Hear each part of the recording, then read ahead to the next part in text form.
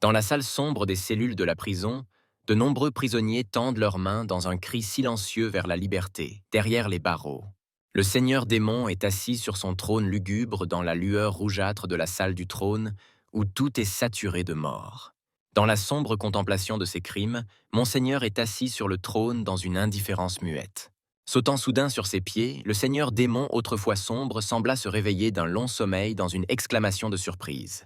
Des souvenirs défilaient devant ses yeux, montrant des images des dernières actions de la vie désormais passées d'un simple mortel. Réalisant sa position, Jonathan se rend compte qu'en ce moment, il est à la place du principal méchant du jeu dans lequel il a passé du temps.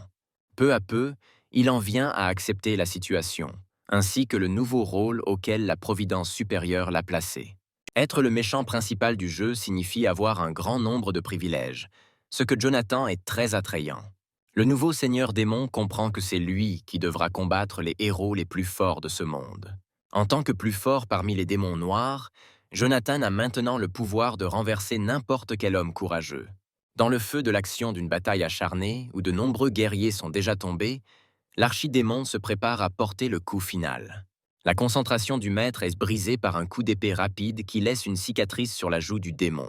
Jonathan se souvient de l'intrigue du jeu et de la façon dont le seigneur démon doit être détruit, ce qui le fait tomber dans un certain désespoir. Un coup à la porte perturbe ses pensées, qui semblent s'être évanouies dans les airs, ainsi que l'anxiété. Une jeune apprentie, la plus jeune des trois pupilles du seigneur démon, demande une audience à son maître. Jonathan comprend qu'à l'heure actuelle, selon l'intrigue, elle doit empoisonner son personnage pour que le personnage principal puisse gagner.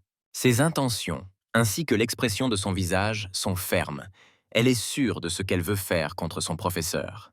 Le poison lui a été donné par sa sœur aînée, qui a donné des instructions précises sur la tâche, confiant à la sœur cadette le destin du monde. La lourde porte s'ouvre incertainement sous la pression de la main du jeune apprenti, laissant entrer des jets de lumière dans les chambres du Seigneur. La tension entre les personnages du jeu vidéo grandit lorsque l'intrigue les confronte dans une confrontation invisible. Cependant, Jonathan a terminé le jeu. Il connaît tous les mouvements de l'intrigue, ainsi que la cause de la mort du méchant principal. Le jeu accueille Jonathan et lui propose une série de tâches uniques qui consistent à augmenter l'affection des élèves. À contre-cœur, le nouveau dirigeant accepte de nouvelles interventions dans l'intrigue du jeu afin de sauver sa propre vie. Un plan crapuleux se prépare déjà dans la tête de Jonathan, qui est vraiment digne d'un seigneur démon. D'un geste brusque de la main, le seigneur montre une partie de sa force pour faire tomber la confiance et la concentration de son élève. La tension entre les personnages grandit avec l'apparence du silence, qui n'est rompu que par les courants du vent dans la salle du trône. Jonathan fait preuve de condescendance et, avec un sourire amical, il appelle néanmoins l'élève à lui. La fille est surprise par le changement inattendu dans le comportement du seigneur démon, c'est pourquoi elle est décontenancée. Montrant sa dévotion et son obéissance à l'enseignant, l'élève s'incline bas, cachant ses yeux du contact visuel. Un plan insidieux visant à empoisonner le seigneur démon est en jeu, ce qui rend la jeune fille très inquiète. Une aura sinistre émane d'une drogue dans une bouteille disgracieuse. Jonathan accepte le geste de soumission de son apprenti avec une rare bonhomie pour un seigneur démon. Le nouveau dirigeant a mis au point un plan astucieux avec lequel il peut changer l'intrigue du jeu, grâce à l'affection. La jeune femme ne s'écarte pas de son plan initial, regardant docilement son professeur, ne comprenant pas sa cordialité. L'apprenti teinte la fiole de poison au seigneur démon dans une position vulnérable. La fille n'est pas sûre que l'empoisonnement de son maître soit nécessaire. Elle a donc du mal à répondre à la question sur le contenu de la bouteille. Le seigneur démon dit impérieusement qu'il connaît un poison si dangereux qu'il tue même le seigneur. Une jeune étudiante, dans un geste d'excuse, s'incline devant son maître, lui demandant pardon pour ses actes. Jonathan fait une pause dramatique pour améliorer le moment troublant. Le liquide dangereux du poison flotte soudainement dans l'air sous l'influence du pouvoir de Jonathan. Le roi démon démontre son pouvoir magique en neutralisant et en éliminant calmement le liquide mortel. La jeune fille est découragée par le bouleversement complet des plans, se préparant à appeler sa grande sœur à tout moment. L'apprenti se souvient comment, dans le passé, le roi démon l'a menée par la main, alors qu'elle était une jeune fille, vers un avenir radieux. Dans ce souvenir, le roi démon regardait la fille avec un regard chaleureux, presque paternel. La jeune fille est déjà prête à donner des doutes sur ses souvenirs afin de revenir dans ses sentiments à la haine. Jonathan dévance son élève, posant doucement sa main sur sa joue dans un geste condescendant de pardon. Le roi démon demande toujours qui a retourné l'élève contre son professeur. La jeune fille ne sait pas comment réagir au changement inattendu de comportement de son maître, qui semble la pousser dans ses retranchements. L'étudiante se prosterne à nouveau, demandant pardon et donnant quelques détails du plan. La jeune fille est prête à pleurer lorsqu'elle parle du fait que le héros l'a forcée, elle et sa sœur, à agir de cette manière. Le seigneur démon s'écarte, faisant signe à la jeune disciple qui l'accompagne de lui montrer quelque chose d'important pour lui. Tous deux descendent dans les sombres donjons du château du seigneur, où est conservée la source de son pouvoir. Souriant malicieusement, Jonathan admet que c'est dans ces chambres souterraines que le seigneur démon puise son pouvoir magique. Le chemin est bloqué par une porte colossale créée à partir des squelettes de centaines et de centaines de créatures. La disciple du seigneur démon est stupéfaite par ce qu'elle voit, ne croyant même pas qu'une telle chose soit même possible. Des souvenirs douloureux surgissent dans la tête de Vladika, alors qu'il regarde silencieusement les portes inquiétantes. Les squelettes et les os qui composent la porte appartenaient autrefois au peuple des Cyclopes, qui a été exterminé par le seigneur démon. Jonathan raconte à son apprenti comment le Cyclope a torturé et torturé son corps pour drainer ses pouvoirs magiques.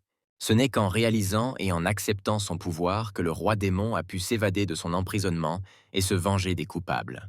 La jeune fille écoute en retenant son souffle l'histoire de son professeur, incapable de trouver les mots pour y répondre avec au moins quelque chose.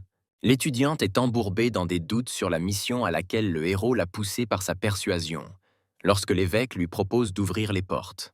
Décidée à rassembler toutes ses forces, elle ouvre néanmoins la porte sombre, laissant entrer un air nouveau dans la pièce moisie. Une pièce spacieuse et lumineuse s'ouvrit à leur attention, au centre de laquelle, dans les airs, plusieurs sphères rouges planaient. La jeune fille reconnut ces objets qu'elle avait vus toute sa vie dans ce château lugubre. Dans les mémoires de la jeune étudiante, la sœur aînée dit que l'évêque n'y voit que des objets, alors il observe constamment. Selon elle, ces orbes magiques sont destinés à empêcher les disciples féminines du seigneur démon de s'échapper et de comploter. Le nouveau comportement de son professeur la met dans une stupeur.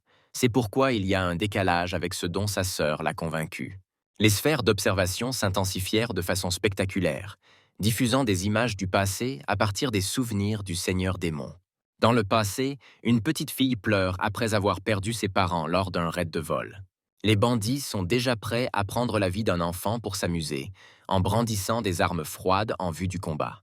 Une intervention magique inattendue prend la vie de 2 voleurs, grâce à laquelle la fille est sauvée. L'enfant pleure et lève les yeux dans l'incertitude vers son sauveur, dans l'ombre duquel il se trouve. La silhouette majestueuse du seigneur démon domine la jeune fille en pleurs, rayonnant d'une aura de magie.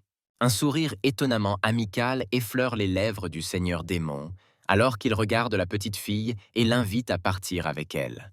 En regardant ces moments du passé, la fille est incapable de résister aux émotions par rapport à l'enseignant qui lui a donné une maison.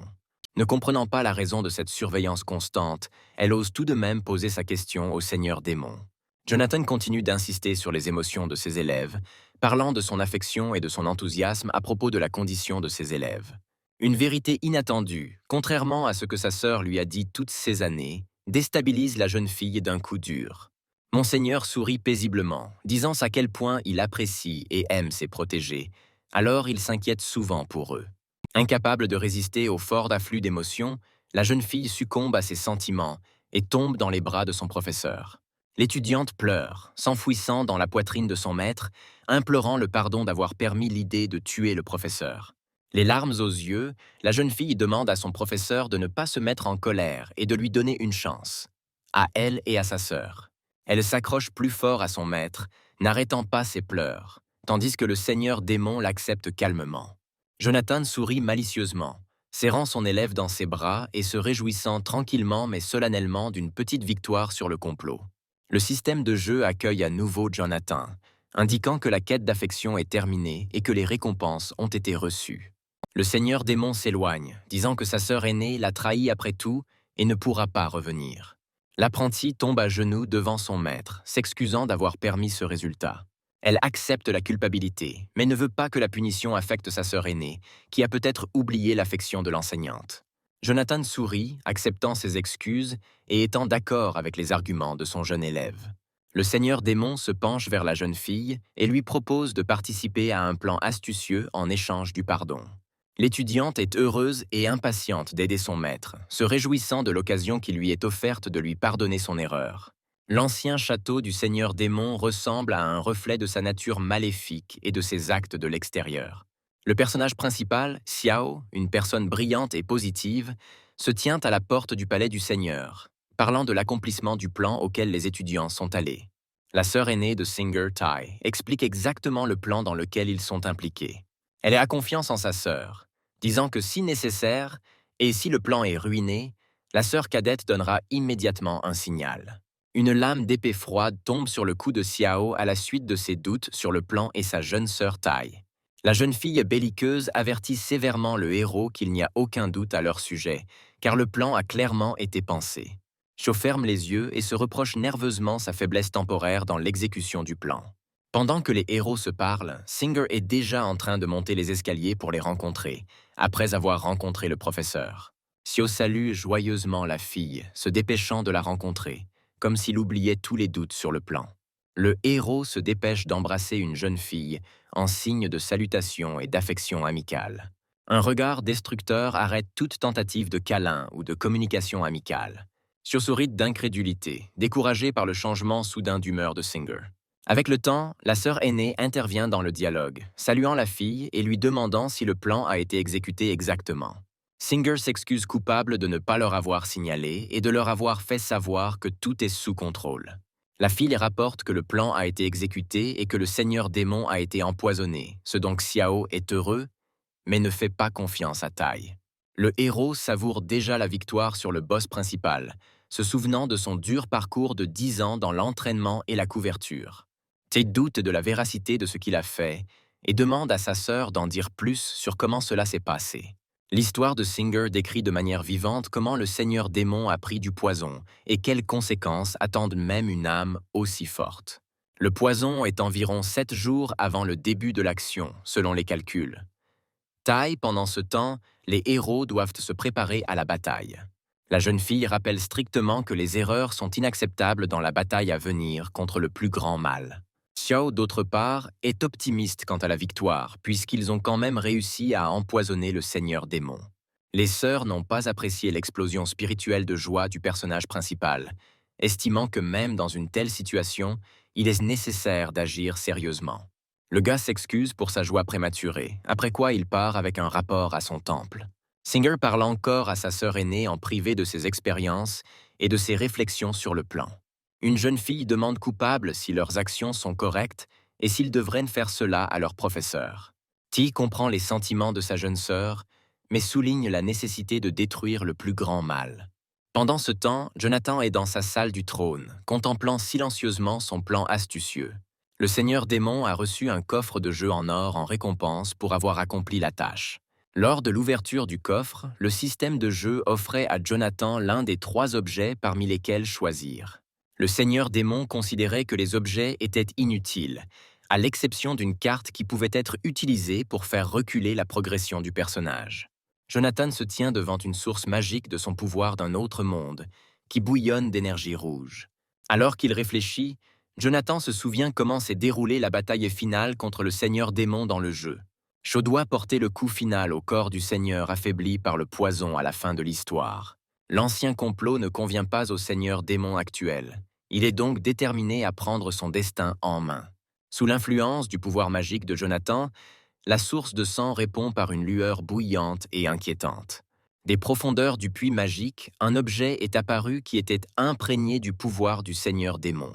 Caché dans une petite boîte se trouvait une grande partie du seigneur, qu'il avait autrefois gardé en réserve. Jonathan n'est pas intéressé par les réserves, car il sait déjà quand tout le pouvoir magique sera utile pour la finale. Ayant restauré son pouvoir magique, coulant dans son corps dans un ruisseau rouge brillant, le seigneur retrouve son potentiel passé. Jonathan est satisfait de la réunion du flux magique et de la pleine puissance dont disposait le seigneur à ce moment-là. En guise de démonstration de force, le méchant a réussi à créer la destruction dans la salle de pierre d'un geste de la main. Singer, agenouillé devant son maître, rend compte consciencieusement de la désinformation réussie des héros. Le seigneur démon écoute son discours calmement et froidement, assis sur son trône lugubre. En signe de dévotion et d'amour pour son professeur, la jeune fille offre au maître une potion qui augmente considérablement la magie.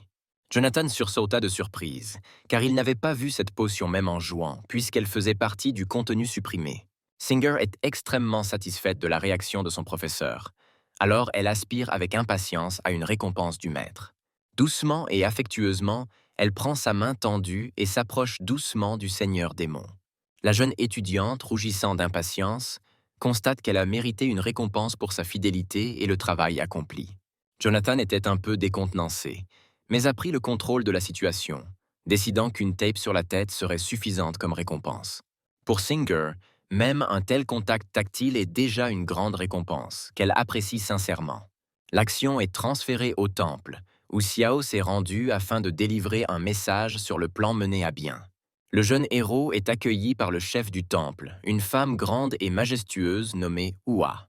Xiao rapporte solennellement qu'ils ont réussi à empoisonner le seigneur démon afin d'affaiblir son âme et son corps après 7 jours. Giflé de manière inattendue par la tête du temple, toute la confiance du protagoniste s'évapore rapidement. Hua explique rapidement et clairement au jeune homme à genoux qu'il n'aurait pas dû agir sans un ordre direct. La femme parle du véritable pouvoir du seigneur démon, expliquant qu'un poison ordinaire ne suffira pas pour gagner. Lorsque Hua apprend l'origine du poison mortel, il est perplexe, mais décide quand même d'écouter le garçon jusqu'à la fin.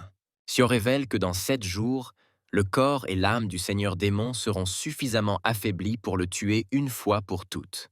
Le héros s'excuse pour ses actions en dehors des ordres du chef du temple, après quoi elle le laisse se préparer au combat. Laissé seul avec ses pensées, Hua plonge profondément dans ses souvenirs, souriant pensivement sous un voile translucide. Dans son flashback, elle voit un seigneur démon qui s'est élevé au-dessus du sol dans le feu de l'action, la laissant au sol. Encore jeune, Hua pleure de colère en regardant le pouvoir terrifiant du mal le plus élevé de ce monde. La directrice du temple sourit méchamment et sournoisement, se promettant qu'elle se vengera de son frère, le seigneur démon. Le chanteur remercie son maître pour la récompense qu'il lui a donnée gracieusement, en s'inclinant légèrement. Quelque peu découragé par ce niveau d'affection, Jonathan se souvient de moments d'intimité fugaces. Le système du jeu rappelle à Jonathan qu'il a accumulé suffisamment d'XP pour gagner une petite récompense. Décidant de ne pas accumuler de points d'expérience, il décide de les dépenser pour tenter sa chance. Après avoir examiné tous les sujets à tour de rôle, Monseigneur comprend qu'aucun d'entre eux ne sera d'une utilité particulière. Jonathan remarque que les sphères de surveillance se sont activées pour montrer à son maître quelque chose d'important. Après s'être alignées dans l'ordre nécessaire, les sphères dans la lumière magique commencèrent à manifester l'image. À la lumière de la magie, l'Overlord a pu voir son élève le plus âgé, qui voulait contacter son maître. Jonathan est extrêmement surpris par ce qu'il voit, car il n'a vu ce personnage qu'en image et en carte de personnage. Pendant un moment, il n'ose même pas saluer la jeune fille, continuant à l'examiner d'un air appréciateur. En pensant à ce à quoi ressemble le professeur à ce moment-là, le renard pense qu'il vaut la peine d'informer sa jeune sœur de l'état du maître. La fille sourit à ses pensées, perdant un peu le contrôle de ses émotions, prenant le retard du professeur pour de la faiblesse. En un clin d'œil, rendant le sérieux et la morosité de son expression, Jonathan lui demande impérieusement la raison de son sourire. Le renard se rend vite compte que le professeur n'a pas changé d'un iota, et son pouvoir est toujours destructeur et terrifiant. Ses doigts touchent légèrement la rune scellée, dont elle a si peur de l'activation en cas de mécontentement du seigneur démon. Répondant à la question de l'enseignant sur l'endroit où elle se trouve, Fox fait un court rapport sur la mission de meurtre terminée. L'Overlord est extrêmement satisfait du travail effectué. Il ordonne donc de continuer la tâche afin de trouver l'objet secret. Le renard est enfin convaincu que le seigneur démon n'a pas changé d'un iota. Se préparant à disparaître dans les airs, la fille est restée en arrière lorsque le professeur l'a interrogée sur la journée d'aujourd'hui. Le seigneur démon rappelle à son élève qu'aujourd'hui c'est son anniversaire. La jeune fille est profondément touchée par une remarque aussi sincère et inattendue de la part de son maître. Les souvenirs ramènent la Rande au moment où elle a décidé d'aller à la montagne après le seigneur démon, car elle n'a nulle part où aller. L'enseignant réchauffe les mains glacées de la petite fille avec son souffle, à qui il a donné un abri et un toit au-dessus de sa tête. Debout dans une pose sombre pour ne pas perdre son autorité sur le renard, Jonathan lui souhaite un joyeux anniversaire. La jeune fille est gênée et touchée au plus profond de son âme par ses paroles, quand elle rougit légèrement, décontenancée dans ses actes. Après avoir versé quelques gouttes de larmes, elle dit au revoir à son professeur pour partir en mission.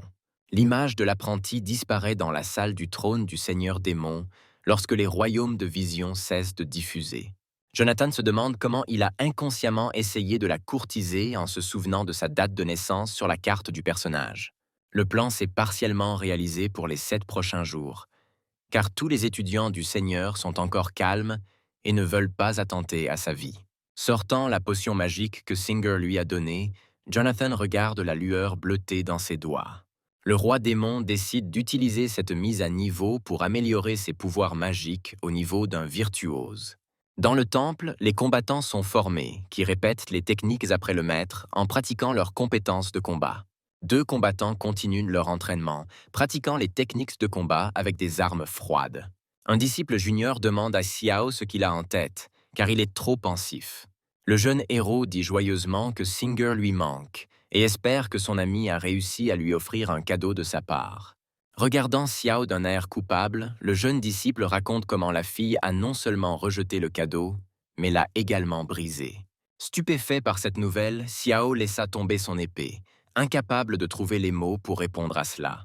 Le héros ne comprend pas pourquoi elle est si froide avec lui, car le premier point du plan a été accompli, et ils ne se sont pas vus depuis longtemps.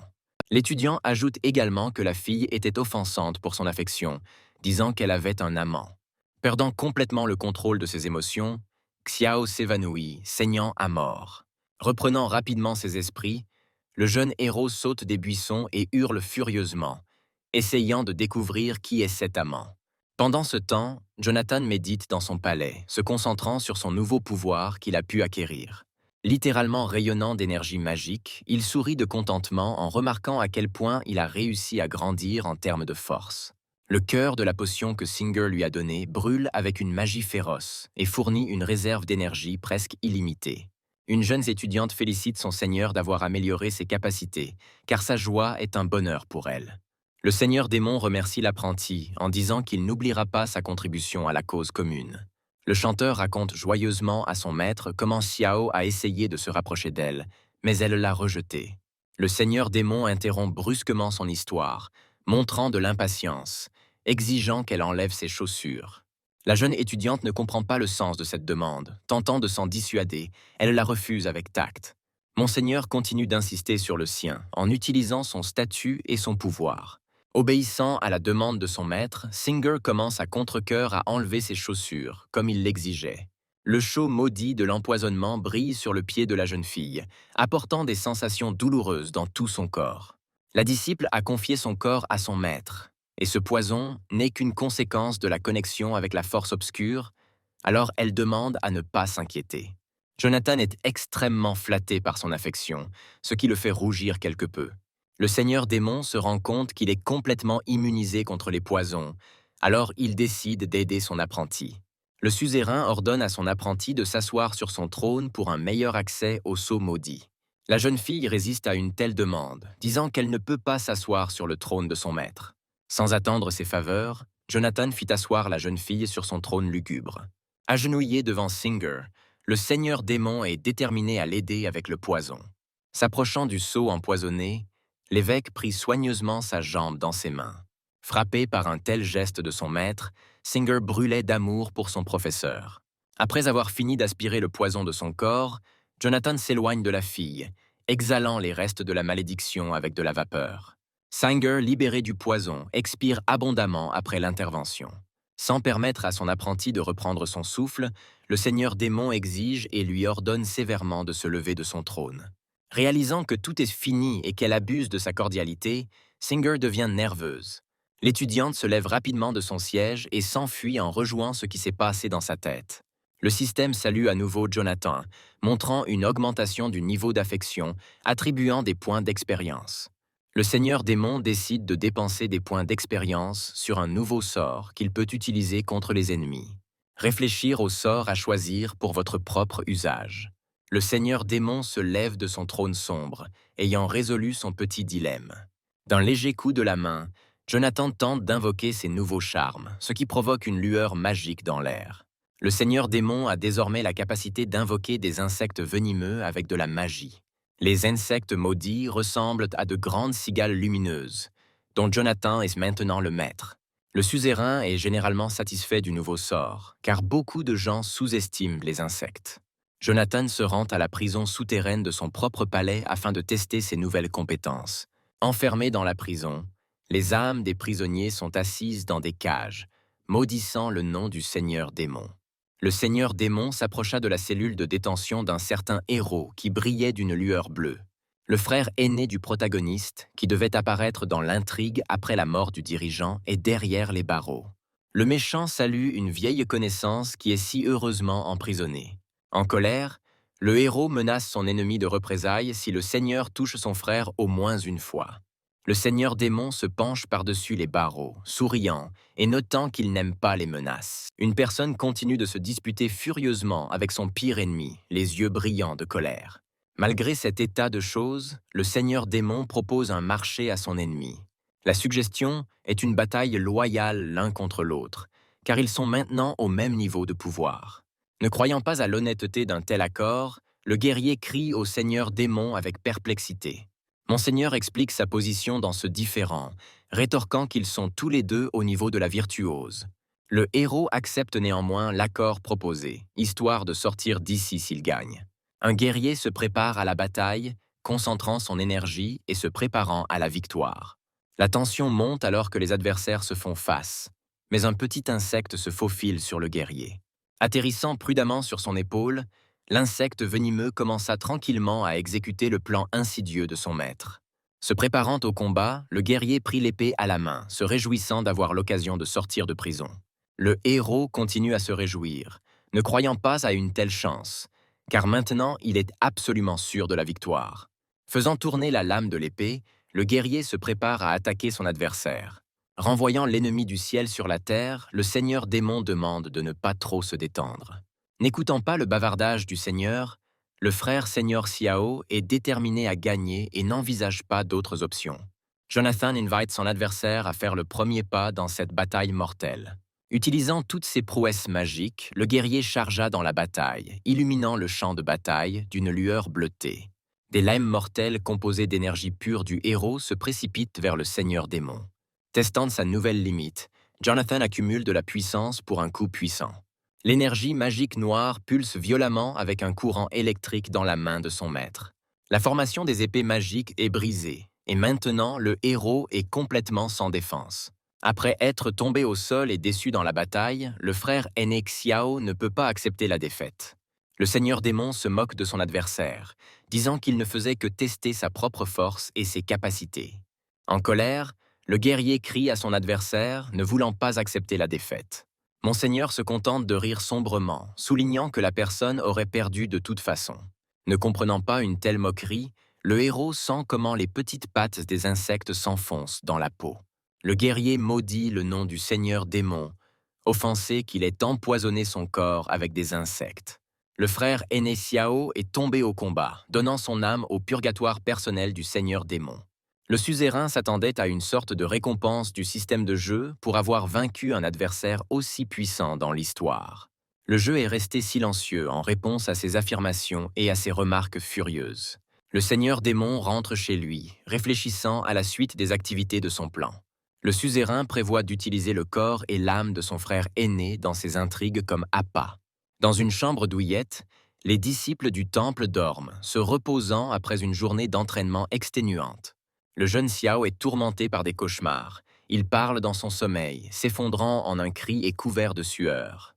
Dans un rêve, il voit comment tous les guerriers du temple sont en armes contre lui pour protéger les disciples du seigneur démon. Effrayé et perdu, le héros tente de persuader ses anciens camarades que c'est mal. Se réveillant avec une brusque secousse, Xiao saute du lit, continuant à crier, temporairement incapable de faire la distinction entre le rêve et la réalité. Une pleine lune flotte haut dans le ciel, indiquant que cela fait 7 jours qu'ils ont empoisonné le seigneur démon. Ne voulant pas attendre plus longtemps et endurer tout cela, Le héros décide de se rendre au château du Seigneur dès maintenant pour le vaincre. Au réveil, le disciple junior est quelque peu confus, ne comprenant pas où Xiao va.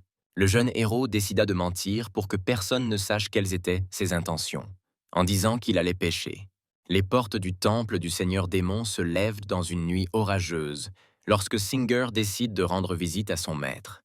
Trempé par la pluie, l'apprenti demande à son suzerain d'ouvrir les portes pour qu'elle puisse entrer. Jonathan est surpris par son arrivée. Il n'est donc pas pressé d'ouvrir les portes de son château.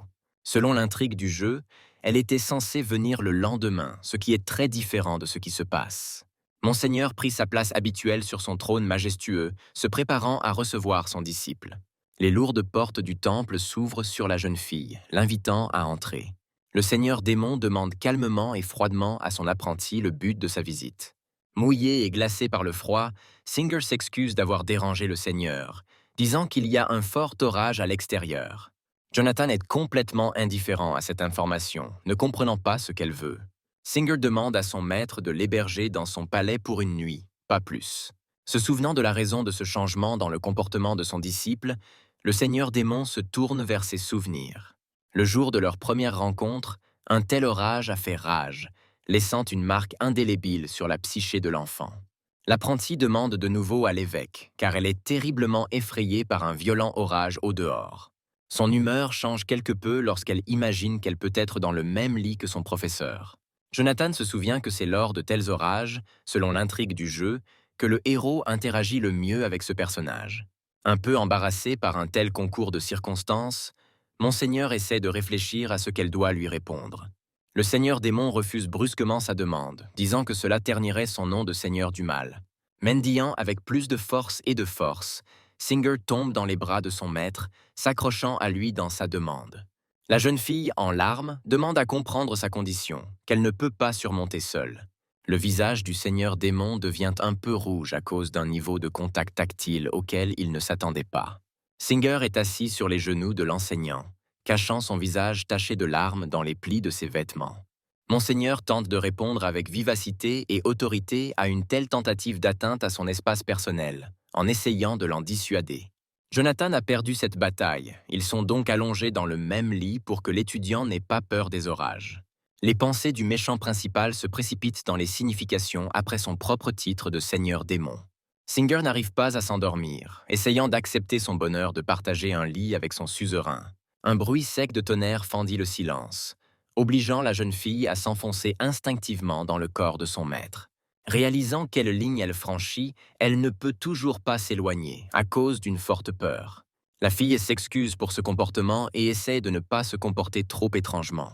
Le Seigneur démon s'éloigne, se rendant compte que si l'intrigue du jeu se déroulait différemment, certains événements pourraient déjà prendre une tournure différente. Jonathan attrape la fille par l'épaule et lui demande de suivre exactement son prochain ordre. L'enseignant demande à son pupille de se souvenir de tout le plan, car Xiao est probablement déjà en route pour arriver. Dans la nuit, sous une pluie battante, le jeune héros court déjà et le repère du démon. Brûlant de ses propres émotions et croyant en la victoire, il n'imagine même pas que quelque chose puisse mal tourner. Quelque part au loin, dans la chaîne de montagnes, le disciple moyen du Seigneur démon joue d'un instrument de musique à cordes. Une fille s'approche d'elle par derrière, interrompant Tay dans son travail en parlant du sort de son professeur empoisonné. Cette dame s'est avérée être Anguille, la même femme qui avait laissé la cicatrice sur le visage du Seigneur démon. Tai refuse de parler de son maître comme d'un maître vaincu et décédé. Les filles continuent de parler du Seigneur démon, mais d'une position différente. Xiao, à son tour, est déjà impatient de se battre, étant à quelques instants du temple du mal. Debout aux portes majestueuses et sombres du château, le héros n'éprouve que de la détermination.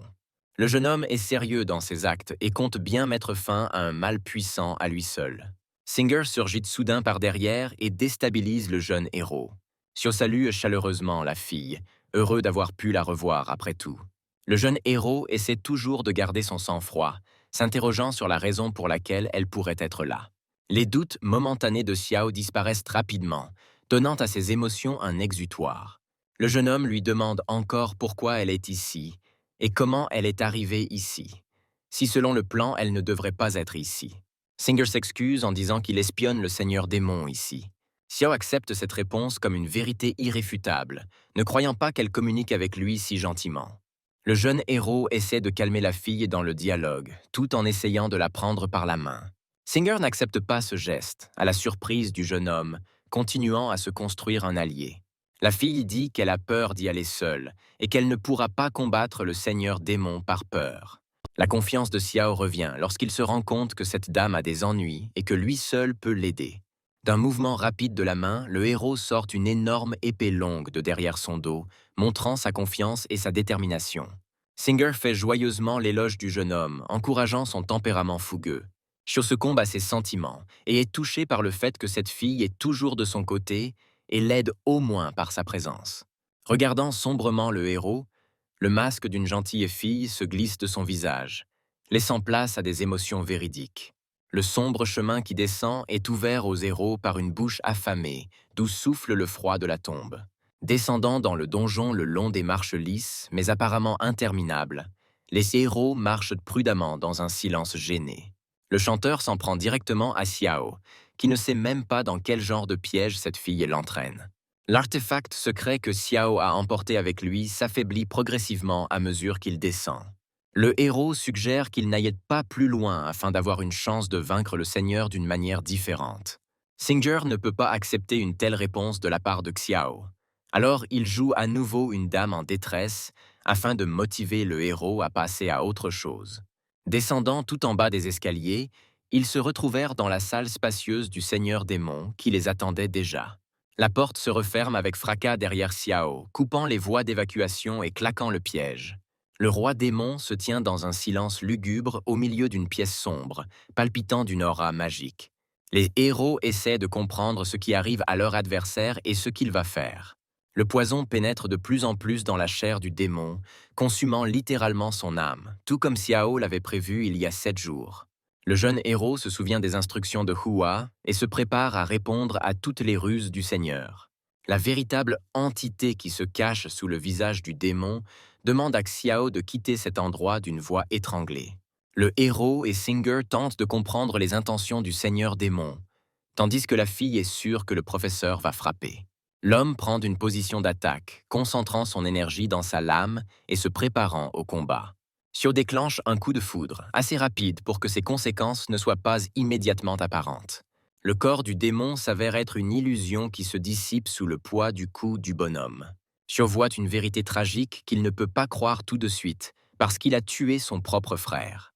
Figé dans l'horreur et l'indécision, le héros essaie de comprendre comment cela a pu arriver, et pourquoi il n'a pas tout compris en même temps. Xiao se tient au-dessus du corps à peine vivant de son frère, entouré d'une énergie magique qui se dissipe.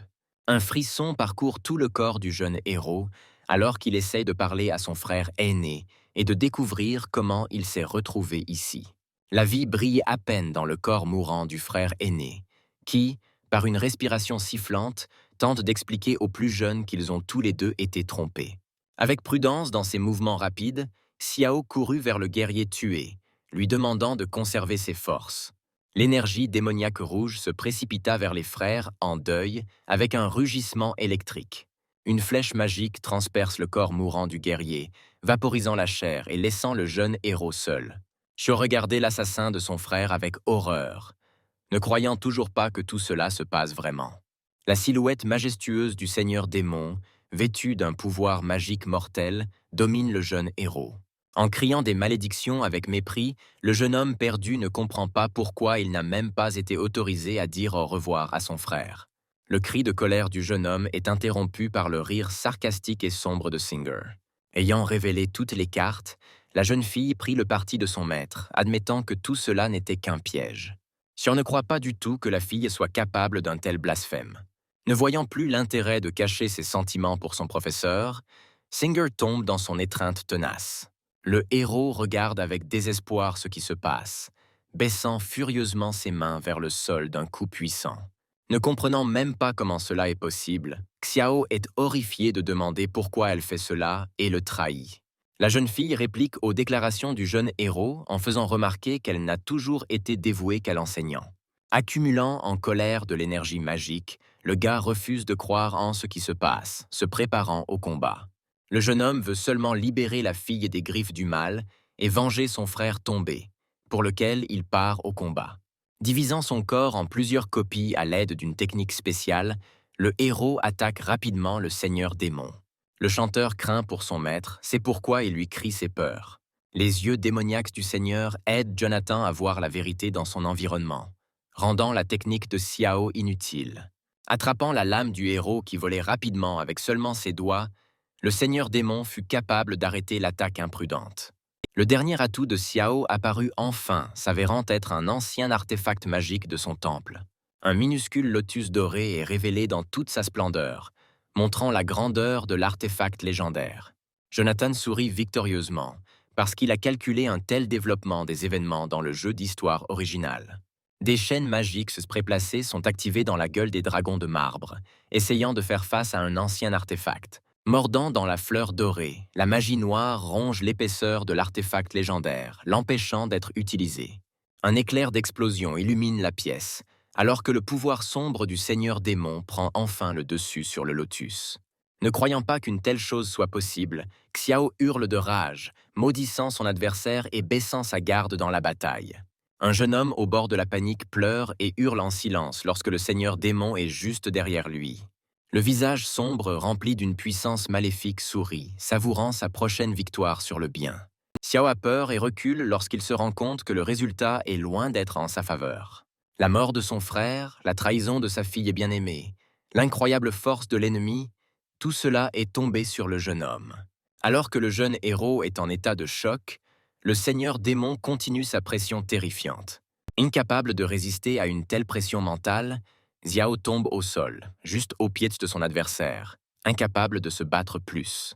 L'acte de meurtre est interrompu de manière inattendue par le professeur du jeune héros, exigeant que le démon arrête. Singer craint une nouvelle tournure d'événements qui ne sont pas en faveur de son professeur.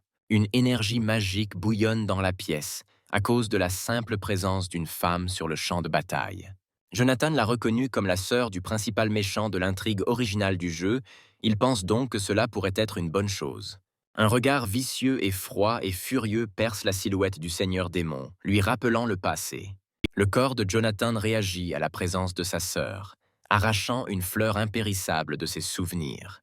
Xiao a eu une chance de survivre, à laquelle il ne croit pas encore, et essaie de comprendre s'ils seront capables de vaincre le démon.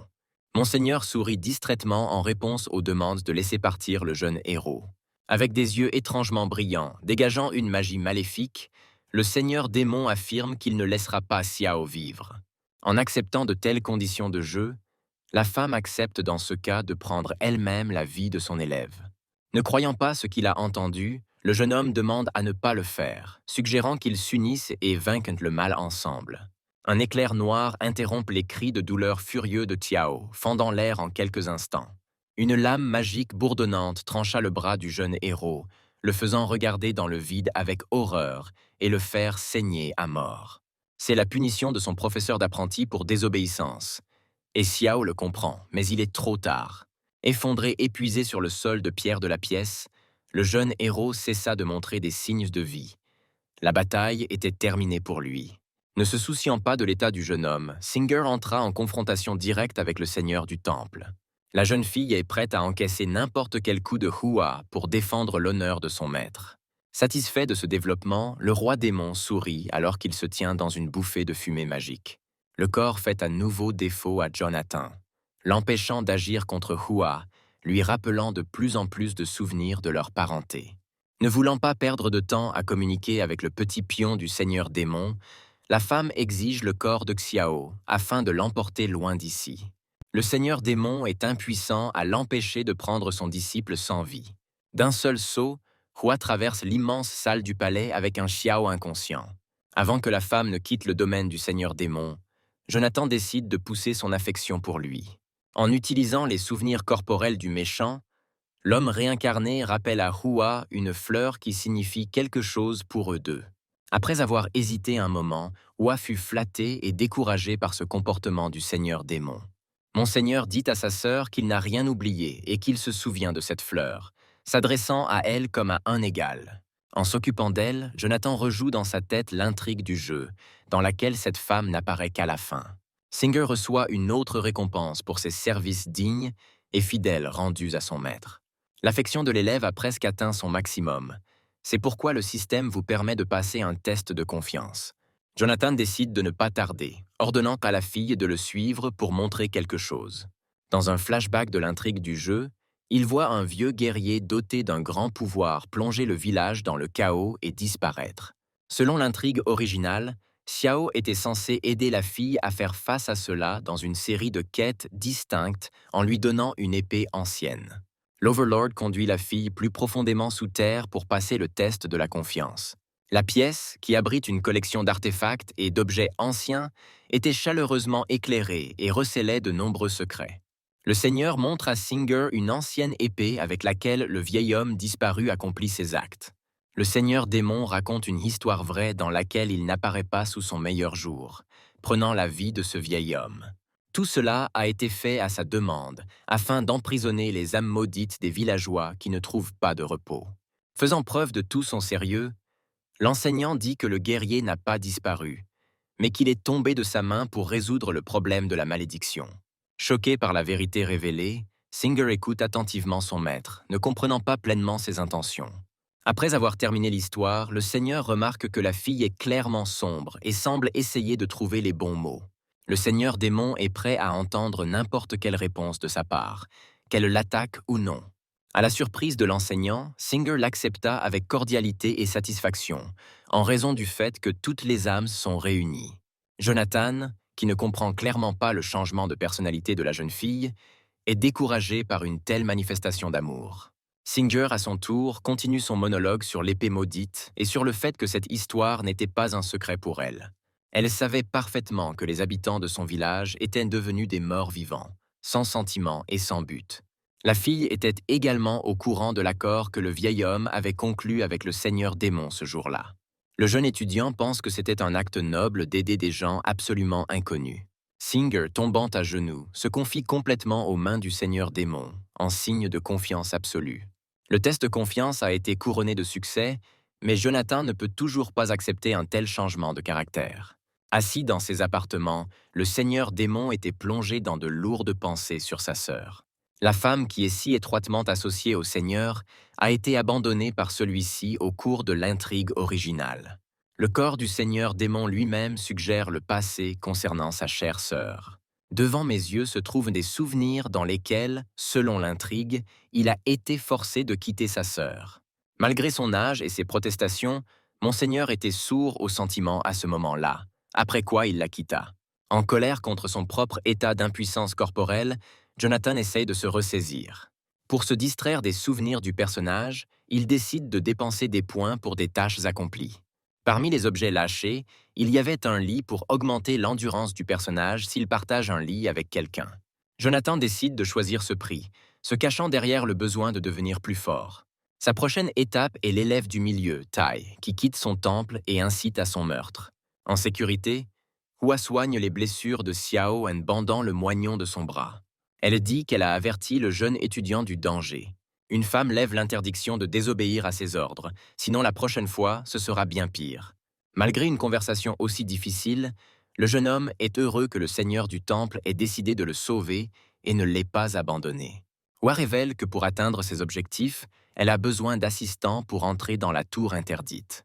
Comprenant ses objectifs et ses attraits, le jeune homme s'intéresse à la manière d'entrer dans ce territoire. Hua répond aux questions du jeune héros en silence, ses pensées s'éloignant d'ici. Elle est encore accablée par la rencontre avec son grand frère qui, bien qu'il l'ait abandonné ce jour-là, n'a pas oublié une relation spirituelle importante. Pensant que son maître est tombé dans la bataille ce jour-là, Tai se tient sombre près de la falaise, n'acceptant pas les paroles de victoire de son ami. Elle était consumée par le chagrin et le détachement face à la situation, refusant même de parler de visiter sa tombe. Son ami essaie de la calmer pour dissiper ses sombres pensées, car c'est une victoire. Réalisant la trahison de son professeur, Tai refuse de se pardonner, peu importe à quel point les actes du maître peuvent être horribles. Comprenant avec impatience sa position sur cette question, Anguille offre toujours son soutien à son ami. Singer apparaît soudainement et s'avance vers sa sœur, sans se faire remarquer. En voyant la jeune étudiante, Anguille lui demande avec intérêt ce dont elle a besoin maintenant. La fille rapporte directement et clairement que le seigneur démon est vivant et qu'il attend Tae à la maison.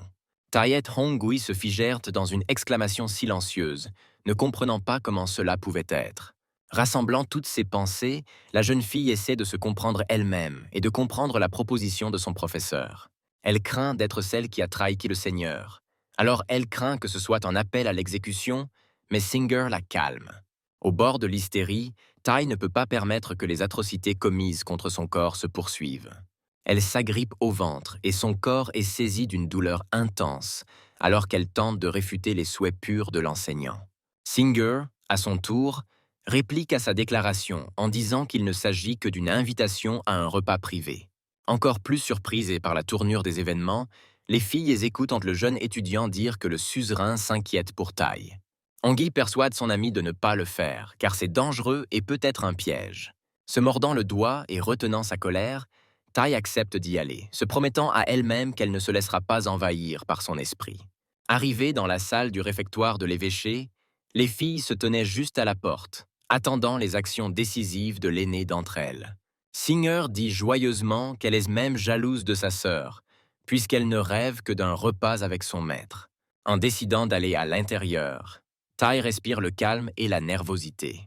Le seigneur démon l'attendait déjà dans la pièce, mettant la table et, selon Singer, préparant tout lui-même. Tombant à genoux, la jeune fille montre du respect pour l'évêque. Surpris par sa cordialité et son hospitalité, Tai ne sait pas comment lui rendre les plaisanteries en retour. Non seulement Monseigneur n'était pas en colère contre elle, mais il s'inquiétait de son état pendant tout ce temps. Se sentant coupable et découragée, la fille ne sait pas comment réagir à la suggestion d'aller au bain ensemble. Dans les sources chaudes du palais du seigneur démon, la fille était gênée et ne voulait pas prendre de bain. Le seigneur, sans se tourner vers l'étudiant, dit que dans cette eau, le pouvoir magique ne fonctionne pas, dans laquelle tous les magiciens ne sont que des personnes. Ti rougit et regarde le seigneur démon avec incrédulité, faisant l'expérience de quelque chose de complètement nouveau de la part de son maître.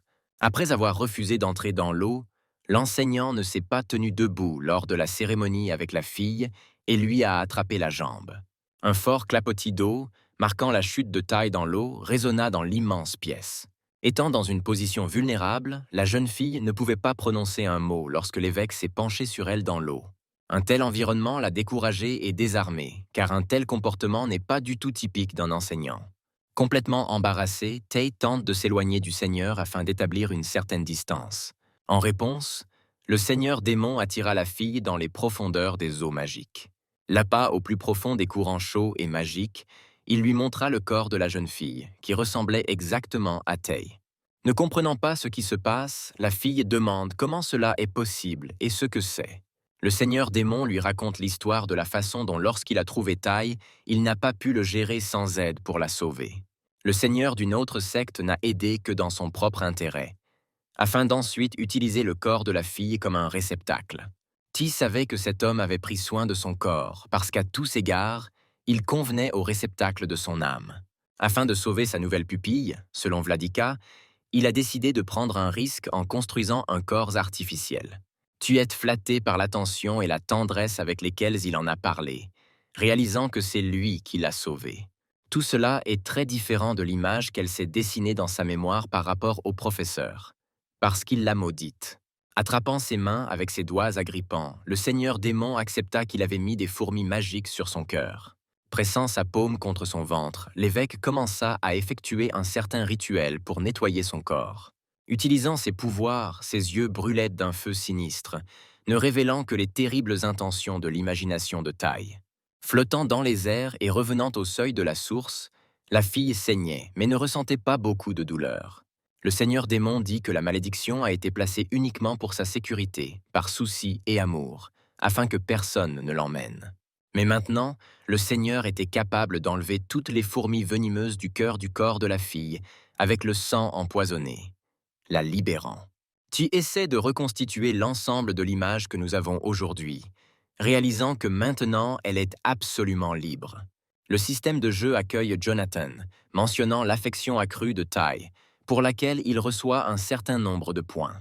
En sortant du palais, la jeune fille est accueillie par Singer, qui donne à sa sœur quelques fruits de l'enseignant.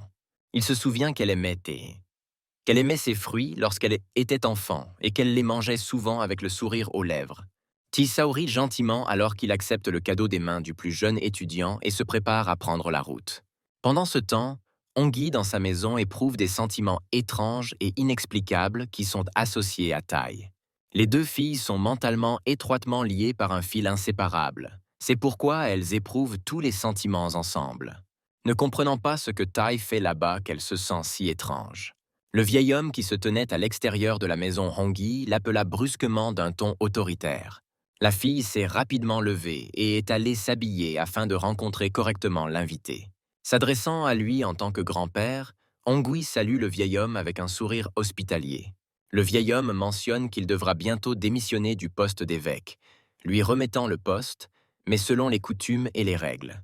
Le grand-père caresse la tête de sa petite-fille en lui disant qu'il est nécessaire d'observer les traditions.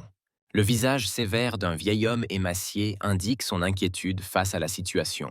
Réalisant l'importance de sa position, Hangui accepte ce rôle avec honneur afin de passer par la cérémonie.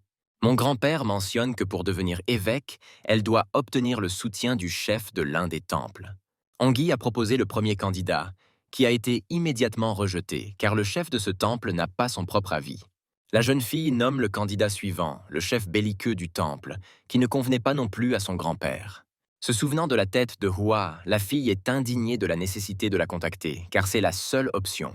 Le vieil homme, baissant les yeux vers le sol, mentionne la présence d'une autre option, la plus probable. Grand-père dit que lorsque la fille est née, il y avait un accord selon lequel elle serait mariée au seigneur du temple des démons. Émerveillée par une telle offre, la jeune fille n'arrive pas à croire qu'elle est fiancée au seigneur démon. Imaginant les pires options possibles pour un tel mariage, Hangui est complètement immergé dans ses pensées sur le devoir. Dans la salle du trône du seigneur démon, Singer fait consciencieusement rapport au seigneur sur le transfert des fruits, mentionnant quelque chose d'étrange. Jonathan s'intéresse aux observations de la plus jeune élève, alors il lui demande ce qu'elle a vu exactement. De nombreux voyageurs se dirigeaient vers le temple lorsque la jeune fille passait le fruit à sa sœur.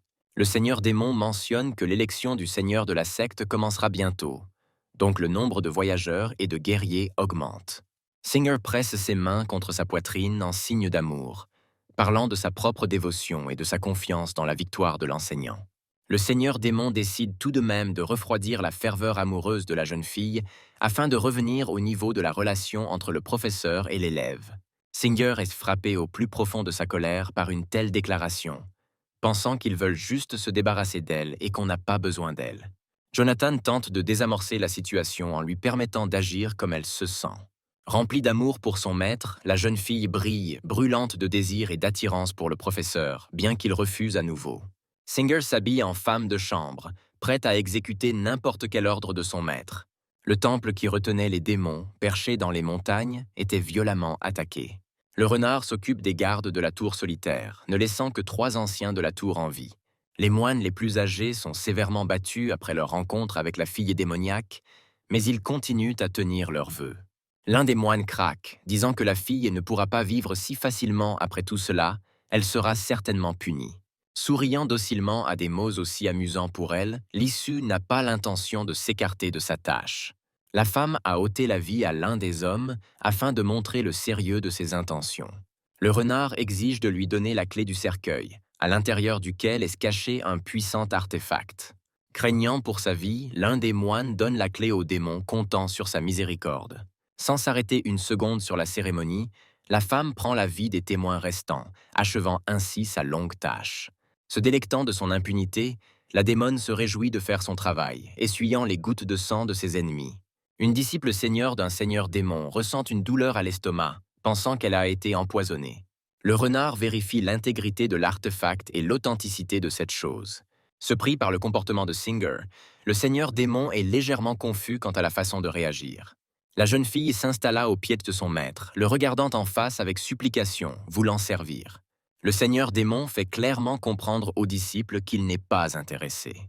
Blotti trop près de son suzerain, Singer prétend qu'elle a quelque chose pour lui. Ayant mal compris les paroles d'une fille étrange, Jonathan a peur des idées qui peuvent lui venir à l'esprit. Interrompant les pensées de l'enseignant, Singer récupère un talisman dans un endroit isolé qui peut améliorer les capacités du personnage. La prise de conscience rattrape le seigneur démon trop tard. Maintenant, il est découragé par sa propre imagination. La jeune étudiante souhaite recevoir un prix pour son service et sa fidélité. Se souvenant de l'intrigue du jeu original, Jonathan voit des peintures où ce talisman pourrait être obtenu. Mais maintenant, cela n'a plus d'importance. Réalisant à quel point il a changé l'intrigue du jeu, le seigneur démon se délecte de son impunité. Après avoir brièvement récompensé son élève, Monseigneur lui accorde l'attention fugace qu'elle désirait tant. Resté sur son trône, Singer suit sensuellement son professeur du regard. Avec l'aide de ce talisman, le seigneur démon prévoit de devenir le seul seigneur de la secte après les élections. L'action se déplace rapidement vers un autre endroit, où le temps n'est pas si maussade et désespéré. Shomanshot essaie de rendre un ingrédient pour terminer la quête et obtenir une récompense, ce qui est extrêmement coûteux dans les étendues du jeu. Le client souligne qu'il ne peut pas répondre aux souhaits du jeune homme, car il n'a plus besoin de cette herbe. L'homme dit que cette quête a déjà été accomplie par un disciple junior du seigneur démon. Furieux, Xiao les imagine rire de ses tentatives pour finalement le détruire. Le gars n'a pas l'intention de tolérer cela et, brûlant de feu, jure de se venger du seigneur démon pour tout ce qu'il a fait. Ne connaissant pas toute la tragédie du jeune héros, le client le laisse tranquillement rentrer chez lui. En marchant dans la forêt, Xiao plonge dans ses sombres pensées, où il ne peut rien changer de quelque manière que ce soit. Venant voir l'un de ses professeurs, il décide de dire la vérité sur la façon dont il a échoué dans cette quête. Le jeune héros raconte qui a réellement accompli la tâche et reçu la récompense. Appelant furieusement le nom du jeune homme, l'image de Pierre le compare à une nullité inutile et malchanceuse. Avec un grand cri, Xiao interrompt le bavardage de l'enseignant de Pierre, fatigué d'être bousculé. Le jeune héros rappelle au vieil homme que c'est lui qui a envoyé le jeune homme travailler sous couverture dans le temple du seigneur démon. Changeant à nouveau de sujet, l'idole de Pierre parle de grand-père Hongyi, récemment décédé. Le nouvel objectif de Xiao est d'aider la fille à devenir le chef de la secte et à utiliser son pouvoir à l'avenir. L'image de Pierre souligne que le jeune héros doit se méfier des autres chefs des temples. Hua dort dans ses chambres, ne se souciant de rien d'autre que de son propre sommeil. La femme s'allonge tranquillement quand les pensées sur son frère la rattrapent encore, se rappelant comment le seigneur démon actuel avait pris soin d'elle lorsqu'elle avait été intimidée. Les souvenirs sont à nouveau involontairement transportés à un moment douloureux de sa vie, lorsque son frère l'a laissée seule. Un jeune seigneur démon tue leur professeur, un homme qu'ils aimaient comme un père. Sans chercher à s'expliquer, le jeune homme a dit que c'était nécessaire, après quoi il a disparu. La servante dissipa les pensées de Hua lorsqu'elle demanda à l'écouter pour lui dire quelque chose d'important. Selon elle, les membres du clan guerrier se sont déjà rassemblés au temple, chacun apportant des armes personnelles. Réalisant que les élections vont bientôt commencer, Hua prévoit de ne pas céder aux émotions et d'agir froidement. La servante mentionne également un rapport de renseignement qui parlait d'un seigneur démon. Dans ce rapport, la servante dit qu'il a été vu en compagnie d'un apprenti plus jeune, qui lui tenait la main en se promenant dans le jardin. La femme s'interroge sur la raison du comportement de son frère, ne reconnaissant pas l'ancienne attitude belliqueuse du dirigeant. Enfilant son uniforme habituel, Hua décide de ne pas rester à l'écart des intrigues politiques. Pendant ce temps, dans les montagnes enneigées, deux silhouettes, l'une claire et l'autre sombre, se frayaient un chemin dans la neige. Le seigneur démon scrute le paysage, rejouant dans sa tête la raison de leur voyage. Monseigneur veut profiter de la situation dans laquelle la mort du vieil évêque a laissé toutes les églises. Le suzerain comprend que sa sœur ne sera pas inactive longtemps. Il décide donc de mettre le plan à exécution immédiatement. Essayant de réchauffer son maître, Singer se blottit contre lui, ne comprenant pas sa froideur envers elle. Le chemin de l'enseignant et de l'élève se poursuit, malgré le froid dévastateur qui sévit aux alentours. Le seigneur démon est impatient de rejoindre un nouveau jeu politique afin d'en devenir le seul maître. Lorsqu'il atteint sa destination, le seigneur démon regarde vers le haut en direction de son objectif. Parmi les tourbillons de flocons de neige et l'énergie magique, une étrange silhouette planait au-dessus des montagnes. Cette créature puissante s'est avérée être grand-père Ogi, ou plutôt son fantôme. Saluant respectueusement le vieil homme comme une vieille connaissance, Jonathan révèle progressivement le but de sa visite. Au cours du dialogue, le fantôme fait l'éloge de l'apprenti du seigneur démon pour son obéissance et sa douceur. Jonathan veut obtenir l'anneau magique de son âme du vieil homme, car les morts n'en ont plus besoin. Singer n'interfère pas docilement dans la conversation entre les deux suzerains, étant sur la touche, mais soutenant son professeur. Le fantôme du vieil homme a suggéré que nous nous écartions et que nous nous asseyions pour une conversation solitaire. Depuis longtemps, le vieil homme raconte au seigneur démon l'histoire de sa famille. Jonathan connaît déjà toute cette intrigue, ce qui fait que tout cela lui semble ennuyeux. D'ailleurs, le fantôme va bientôt se dissiper. Il doit se dépêcher. Ayant terminé son histoire, le vieil homme remet enfin l'anneau de son propre esprit au seigneur démon. Continuant à communiquer comme de vieux amis, ils sont entrés en politique dans la conversation, où ils ont mentionné la lutte pour le titre de maître. En regardant la bague, qui brille d'une lueur bleutée, Jonathan l'accepte, mais demande quelles sont les deux conditions mentionnées par le vieil homme. Le fantôme lui rappelle docilement que le seigneur démon doit devenir le mari de sa petite-fille. En imaginant cette image étrange et extravagante pour lui-même, Jonathan reste sans voix. Avant de disparaître dans les airs, l'aîné ose demander au seigneur démon s'il a vraiment perdu ce jour-là. Froidement et distantement, le seigneur est d'accord avec cela, disant que le démon a vraiment perdu. N'en croyant pas ses oreilles, le fantôme se dissipe, continuant à regarder son interlocuteur avec surprise. Jonathan, laissé seul, assure au vieil homme disparu que même si le Seigneur a perdu, il ne perdra pas. Je demandais une audience au temple pour parler et offrir de l'aide à Hangi. Faisant appel aux sentiments des étudiants qu'il considère comme des amis, il dit qu'il veut juste aider. Chose voit se précipiter dans sa direction, mais il n'a pas le temps d'esquiver. Ayant reçu un sérieux coup à la tête, le corps du jeune héros a entrepris un court vol. Hangi salue Xiao grossièrement, lui parlant comme s'il était une personne inférieure indigne d'un tel honneur. Le jeune héros tente de reprendre son souffle et de se remettre du coup, réalisant qu'elle n'a pas besoin de son aide. Alors que dans sa résidence du temple Hangi, le seigneur démon l'attend pour le rencontrer. Il aime le décor et les commodités qu'offre cet espace. Les pensées de Jonathan sont nourries quelque part alors qu'il est assis dans son fauteuil orné. Avec l'aide du mariage, le seigneur démon prévoit de devenir le seigneur de la secte. En regardant l'anneau spirituel, Jonathan se réjouit tranquillement de la facilité avec laquelle les choses se passent. Mais il veut prêter attention à l'élève le plus âgé. Entre-temps, le renard vint au marché pour rencontrer le marchand. Elle marche sans encombre à travers la foule vers la porte lorsqu'elle attire l'attention des spectateurs. Le serviteur salue la jeune fille majestueuse, croisant docilement les mains sur sa poitrine. Le garçon est effrayé par son apparence et exige d'appeler le marchand principal pour conclure un accord. La jeune fille s'assoit dans le bureau, attendant que ses exigences soient satisfaites, montrant de manière imposante son statut. Le chef marchand la salue en lui parlant cordialement du plaisir de la revoir. La fille exige que le marchand livre le cercueil au seigneur démon et mange la perle magique pour qu'il ne s'échappe pas. Réalisant le désespoir de sa situation, l'homme accepte l'accord et accepte à contre-cœur. Le marchand se met en route, laissant la jeune fille seule avec ses pensées. Le renard ne peut pas comprendre comment et quand il a pu être empoisonné, car cela empire de plus en plus. L'estomac commence à faire de plus en plus mal, obligeant la fille à se tordre de douleur et à s'agripper à la place des spasmes. La reine est presque certaine qu'elle a été empoisonnée lorsqu'elle a ouvert le coffre verrouillé avec l'artefact. Des tentacules magiques ont jailli du seau alors qu'elle a été prête à mourir. Une projection du seigneur démon plane sur son disciple d'une voix apaisante, disant qu'il veut l'aider. Le maître retire le poison de son corps résistant car le renard ne croit pas en ses bonnes intentions. Se souvenant du dernier adieu à l'enseignant lorsqu'il l'a félicité pour son anniversaire, la fille ne comprend pas comment il a changé et pourquoi. Sifflant de douleur et se tordant sous l'effet de violents spasmes, l'issue s'affaiblit peu à peu, mais ne cesse de résister. De derrière la porte, quelqu'un a appelé la fille alors qu'elle était dans une position vulnérable. Elle demande à ne pas entrer, demandant à la laisser tranquille, juste pour qu'elle ne soit pas vue sous cette forme. Un inconnu lui propose de l'aider, suggérant qu'elle a besoin d'aide.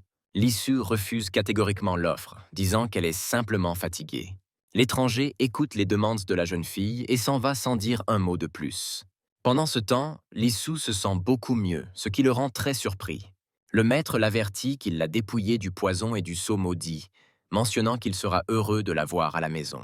Embarrassé par la dernière proposition de son maître, le renard est complètement perdu dans ses pensées contradictoires. Jonathan se réjouit de son triomphe lorsque le système lui attribue des points pour avoir encore augmenté son niveau d'affection. Cependant, il est toujours inquiet pour l'étranger derrière la porte, s'interrogeant sur son identité. Sans y réfléchir à deux fois, Jonathan se souvient du protagoniste de l'intrigue supplémentaire, qui n'a pas pu apparaître ici. Le Seigneur Démon décide de manipuler la situation afin de détruire les deux héros. Cependant, les pensées d'un complot brisé le rattrapent encore lorsqu'il pense à l'effet papillon. Anguille se réveille dans ses chambres, ne croyant pas qu'elle doit devenir l'épouse d'un seigneur démon. La jeune fille a peur de trahir la confiance de son défunt grand-père, ainsi que les sentiments de Tai, avec qui ils sont si étroitement liés. En ouvrant la porte à son ami, la jeune fille ne s'attendait pas à la voir ici si tôt et dans un tel état. L'anxiété de Hongyi atteint de nouveaux sommets lorsqu'elle voit le visage fatigué de son bien-aimé. Sans ménagement, Tae se précipite dans sa chambre, sans rien dire de ce qui lui est arrivé dans le palais du Seigneur Démon. En entrant dans la pièce, la jeune fille continue de penser à la façon dont la malédiction a été retirée de son cœur dans la source du Seigneur. Après s'être déshabillée jusqu'à la nuque, la fille se prépare à s'allonger dans son lit pour se reposer et essayer de se détendre. S'en voulant pour tout ce qu'elle a traversé ces derniers temps, Tai ne peut s'empêcher de penser à cette expérience.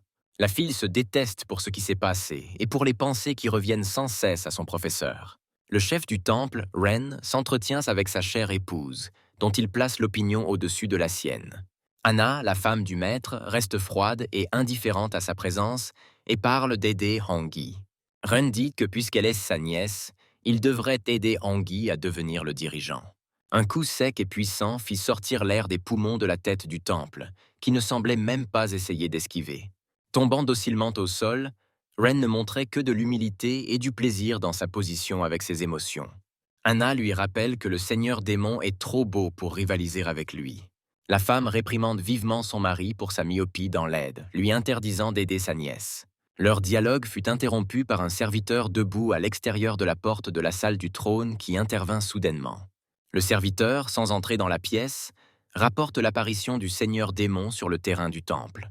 Frageant de rage, Ren est prêt à rencontrer l'intrus, comptant sur une bataille avec lui. La salle est illuminée d'une lumière magique brillante, illuminant la tête du temple prête pour la bataille. Le Seigneur Démon était toujours capable de prendre son adversaire au dépourvu lorsqu'il fut distrait par la remarque de sa femme. Anna accueille le démon dans sa salle du trône avec un sourire, réalisant que le pouvoir ici lui appartient.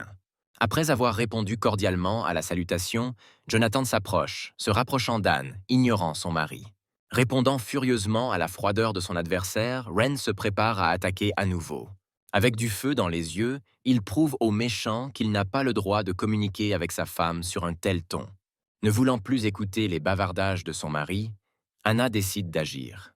Un coup puissant chargé de puissance magique repoussa le corps de Ren loin du Seigneur Démon. En regardant les éclairs de feu brillant dans l'air, le vénérable dit avec un sourire que Ren voulait seulement la protéger.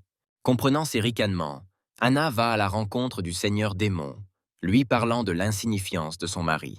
La femme est surprise par la pression et la franchise de l'interlocuteur, qui parle d'une manière calme des choses qui ne lui dérangent pas. Jonathan se souvient d'avoir utilisé ses lunettes pour choisir un objet qui raconte l'histoire de l'un des personnages secondaires. Ramassant la chaussure sur le sol, le Seigneur Démon décide de raconter à Hannah sa propre histoire.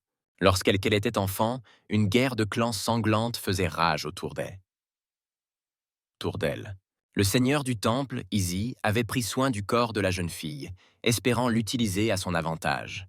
Ran se remet du coup et tente de retourner au temple.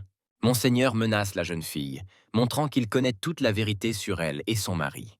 Anna balance sa jambe, essayant de frapper le Seigneur de la même manière qu'elle l'a fait avec son mari. Le démon empêche la fille de donner des coups de pied et essaie de lui faire perdre son sang-froid par ses actions. Anne profite de la situation et embrasse passionnément le maître sur les lèvres, ignorant sa confusion. La jeune fille, frappée par l'impudence du démon, se détourne de lui avec embarras. Overlord essaie de piquer l'intérêt d'Anna et la flatte, ignorant l'affection de Singer pour lui. Après avoir terminé la tâche, Jonathan reçoit des points qui ne lui causent plus la même joie. Anguille traque le Seigneur pour se battre et le rencontre dans les montagnes. La jeune fille investit ses compétences et sa fureur de vengeance, produisant une attaque magique. Le démon applaudit sarcastiquement à la puissance du coup, qui n'a aucun effet. Hongyi stupéfait par l'attaque ratée et essayant de comprendre quelle est la véritable force de l'étranger. Le suzerain, sans révéler ses intentions, salue de manière inquiétante le seigneur de Hall Yi qui est venu se venger. La jeune fille est perplexe et demande ce que le chef du temple attend d'elle en ce moment. Le seigneur démon parle de l'élection du maître de culte et de ce qui peut l'aider à prendre ce poste. Hongyi, gêné, décide d'interroger l'interlocuteur sur la conversation avec son défunt grand-père. Le seigneur démon confirme qu'une telle conversation a eu lieu et dit également qu'il ne l'épousera pas. Au lieu de cela, le gentleman prévoit de devenir le parrain d'une fille qui a perdu ses parents tôt. Les rôles familiaux sont très mélangés dans la tête de Hongyi, c'est pourquoi elle est très découragée par ce qui se passe. Le seigneur démon donne à la fille l'anneau d'âme qu'il a reçu de son grand-père. L'homme revendique le sérieux de ses intentions et promet également de l'aider à devenir la maîtresse de la secte. Le seigneur démon, avec une expression sinistre sur son visage, révèle comment son plan est lié à l'acceptation de la paternité. Remarquant un changement d'humeur de l'interlocuteur, Hongyi demande ce qui se passera après l'élection au titre de maître de secte. Le seigneur démon réfléchit intérieurement à la façon dont il va lentement détruire la vie de Xiao afin de changer l'intrigue. Il dit toujours que toute cette relation ne sera rien de plus qu'une formalité, donc la fille ne devrait pas s'inquiéter. Pendant ce temps, Xiao est venu au temple Hongyi pour rencontrer la fille en personne. En entendant la voix de Hongyi, le jeune homme était heureux et se retourna pour la voir. À la surprise du jeune Xiao, la fille est accompagnée par le seigneur démon. Le jeune homme ne sait pas comment réagir à une telle ingérence de sa part et essaie également de comprendre quel est le type de relation entre eux.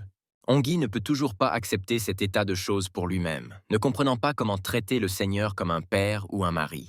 Xiao sait demander directement ce qui relie le seigneur démon à cette femme. Monseigneur, brillant d'un regard menaçant, écrase l'humeur du héros, affirmant qu'il n'a pas le droit de lui poser des questions.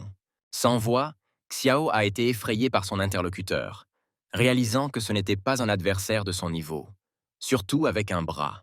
Se sentant faible dans ses jambes, le jeune héros tombe au sol, essayant de s'éloigner en rampant. Le seigneur démon menace le jeune héros de perdre son autre bras s'il continue à se mettre en travers de son chemin.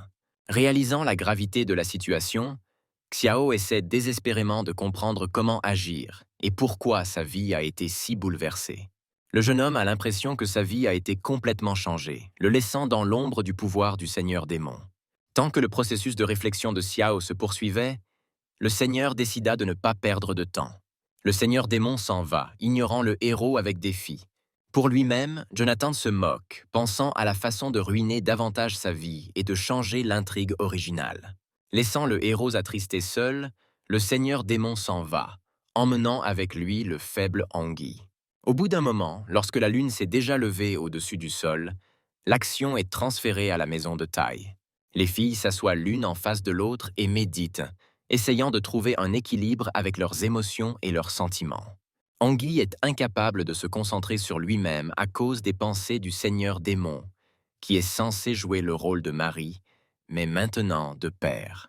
Dans sa méditation, Tei cherche à s'imaginer avec une personne qui lui est chère, mais ses pensées sont aussi envahies par l'image du maître.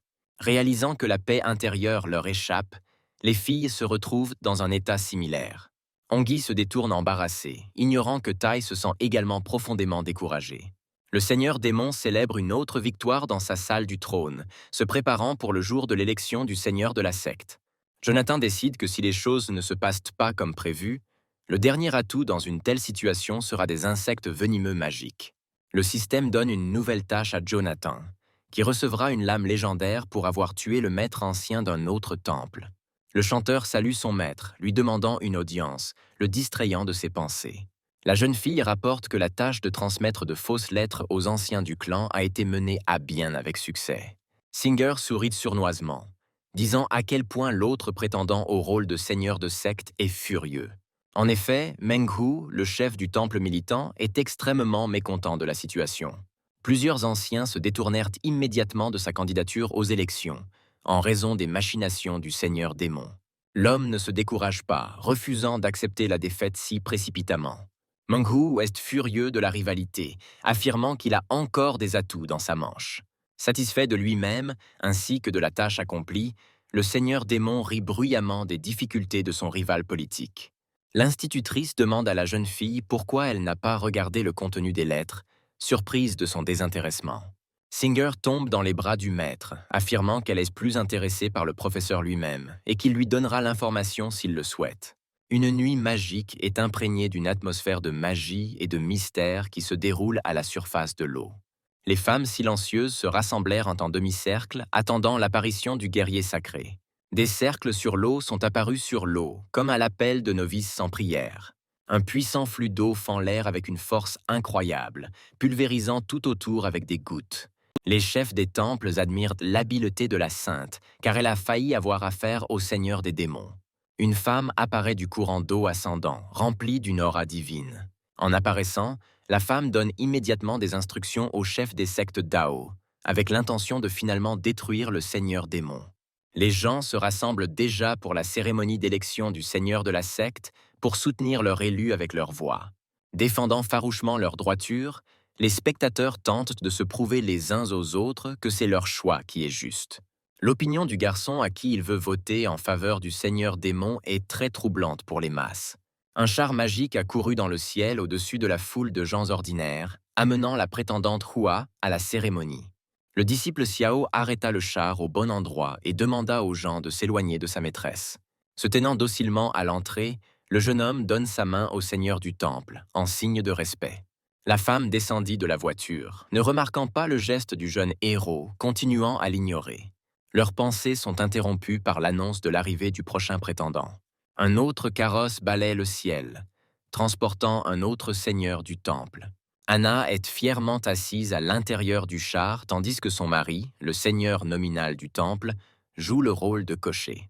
Ren demande à sa femme de lui permettre de garder au moins une once de sa fierté devant les gens. Frappée par l'audace de son mari, la femme parle impérieusement de son refus d'accepter une telle demande de la part d'un homme aussi lâche. Le chef du temple tombe à genoux à la demande de sa femme, ce qui devient un petit pas pour Hannah pour descendre de la calèche. 2 des seigneurs s'étaient déjà rassemblés pour une cérémonie solennelle, comme Hannah l'avait remarqué. Le siège du seigneur démon est toujours vide, attendant son maître dans cette somptueuse cérémonie de sélection. Anne, se souvenant de sa dernière rencontre avec cet homme, rougit un peu quand elle regarde son trône vide. La Challenger Hua salue sa rivale, attirant son regard et lui posant des questions sur le complot que lui et le démon auraient pu commettre. La place de Hongyi est également vide et Anna, à son tour, prévoit de s'asseoir sur le trône de son mari, écrasant finalement sa fierté devant tout le monde. La femme demande à sa rivale si elle sait pourquoi le seigneur démon n'est toujours pas à la cérémonie. Hua, soupçonnant Anna de comploter dans son dos, dit qu'il ne sait pas où lui et le seigneur guerrier du temple de Mengu. Les rivaux se sont affrontés directement, discutant pour savoir lequel d'entre eux préparait réellement un complot dans le dos de l'autre. Pendant ce temps, le seigneur démon change de vêtements pour venir à la cérémonie électorale dans toute sa gloire. Sa solitude fut troublée par Singer, qui entra dans les appartements de son maître. La jeune fille est gênée par ce qu'elle voit, mais essaie de réprimer l'envie émotionnelle, en faisant un rapport sur le début de la cérémonie. Le seigneur démon demande à son élève de ne pas se précipiter, car le dernier atout manque encore dans sa manche.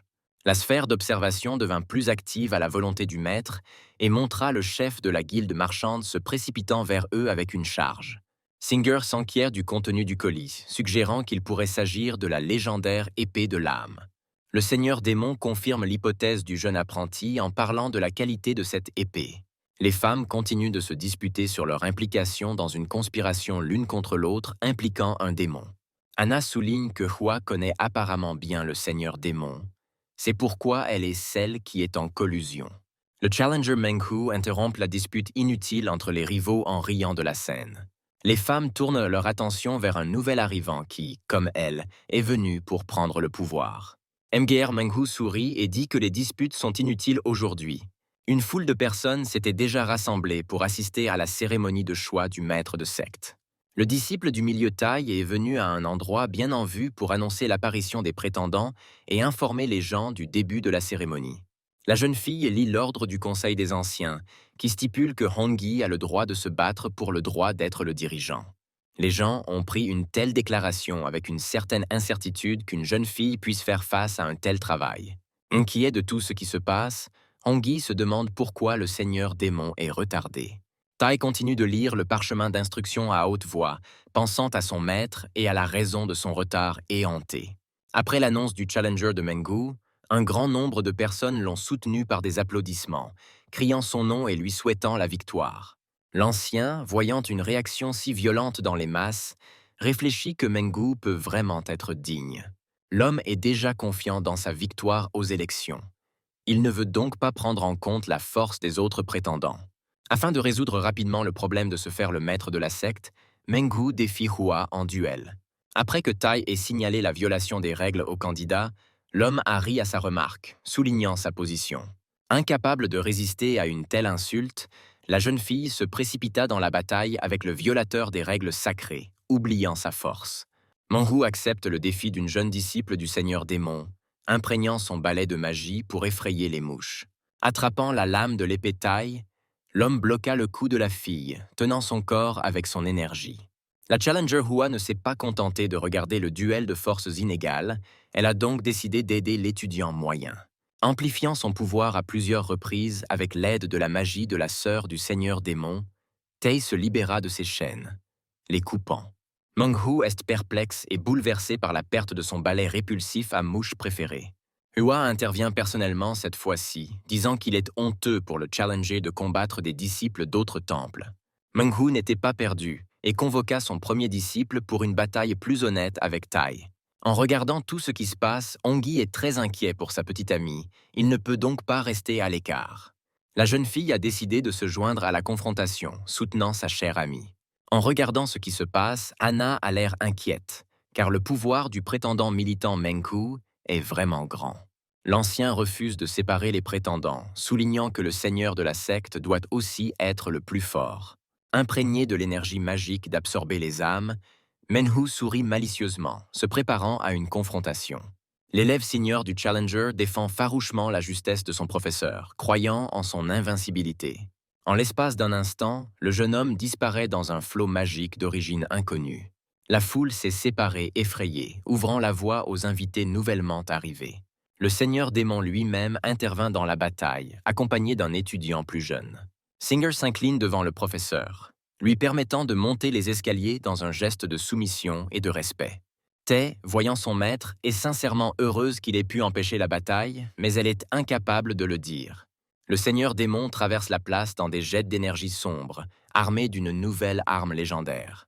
Hongyi saluait le Challenger, montrant sa gratitude pour son acte.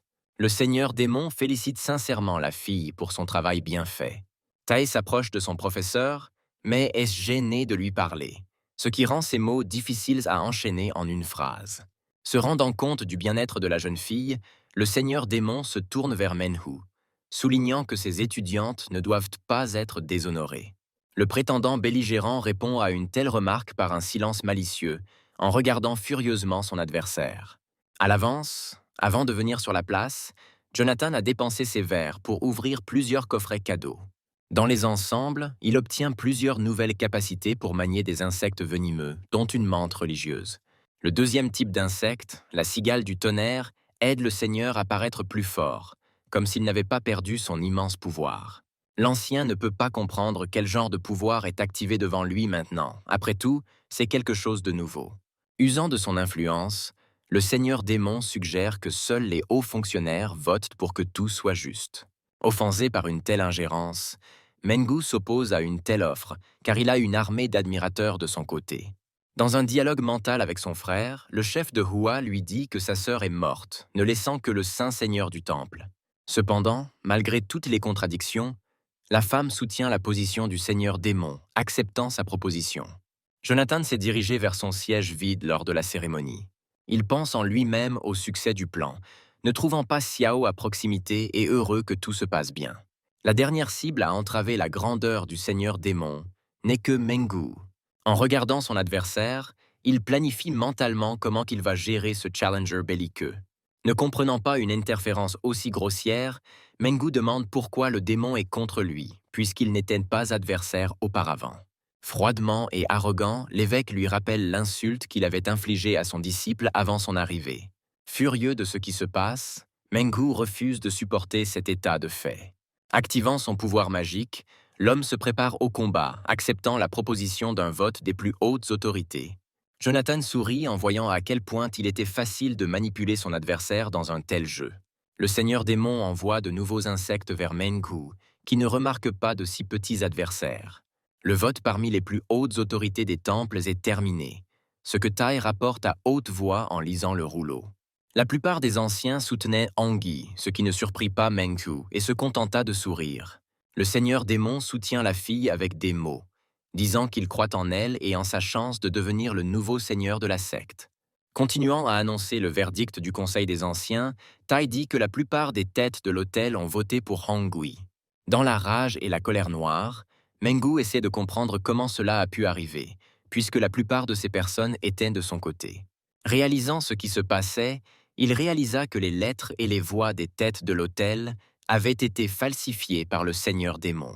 L'aîné cessa de lire le verdict, disant que le chef Ren votait en faveur de Mengu. La foule se demande ce qui a pu provoquer une telle décision, puisque Honghui est sa nièce. En prévision de la décision finale, Hannah parle de la mauvaise décision de son mari. Avec un clin d'œil au seigneur démon, la femme vote pour son mari pour sa nièce. Jonathan accepte avec joie cette décision de la femme, condamnant ses actions de manière ludique. Mengu est furieux. Il ne peut pas accepter une telle défaite, mais il est forcé d'abandonner. L'homme crie tout ce qu'il a fait pour la secte de son propre chef, niant qu'ils aient raison dans leur choix.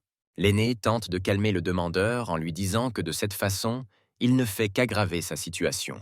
En réponse, Mengu a l'idée folle de diviser la secte afin de devenir le seigneur de la moitié.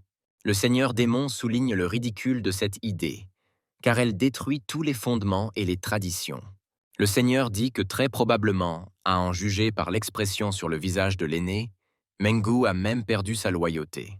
Incapable de résister à une telle insulte, il crie au seigneur démon, le traitant de scélérat. Réalisant que c'est la fin pour lui, Mengu décide d'emmener au moins le démon avec lui.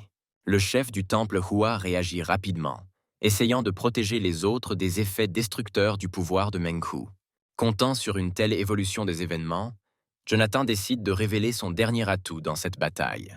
De petits insectes étranges affluent en nuages au feu de la magie Mengu, comme des papillons de nuit à la lumière.